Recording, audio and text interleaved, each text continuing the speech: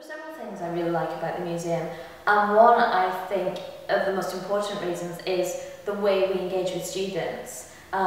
We have a large body of volunteers from the undergraduate and postgraduate communities within the department, and this is something that we've always done. When I was a student here, I was a volunteer, and I went away and came back and became the curator here. So I have a particular, I think, connection to this place, and will always view it fondly as the first museum that I ever actually worked in.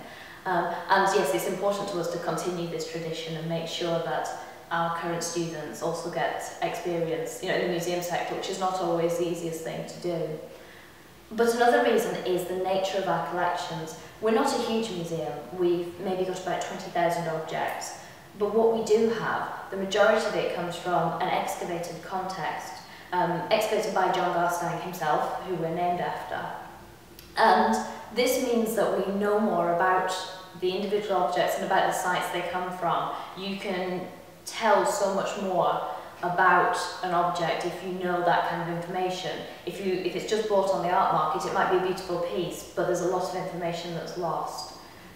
And I think the final reason is our fantastic Meroitic collection.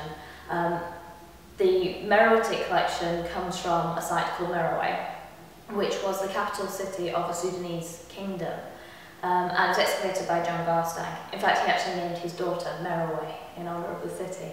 But our collection is one of the best in the world of this particular civilization. It's not known very well on the people of this civilization. We don't know much about their history because we have been unable to decipher their language as yet.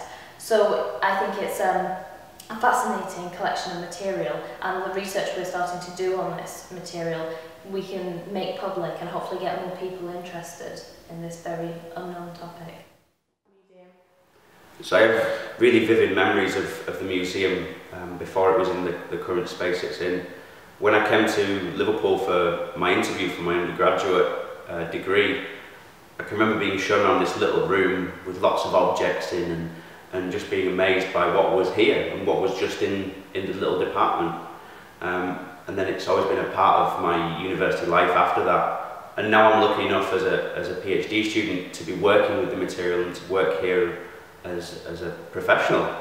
And I still find the same amazement with the objects and the same interest that I did when I came in here as a young visitor.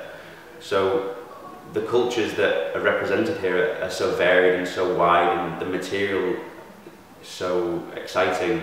But I physically really can't help but be interested with them. I think there's a little part of me that's always been curious and wants to find out more, and I still find out more every day being in here and looking around at objects.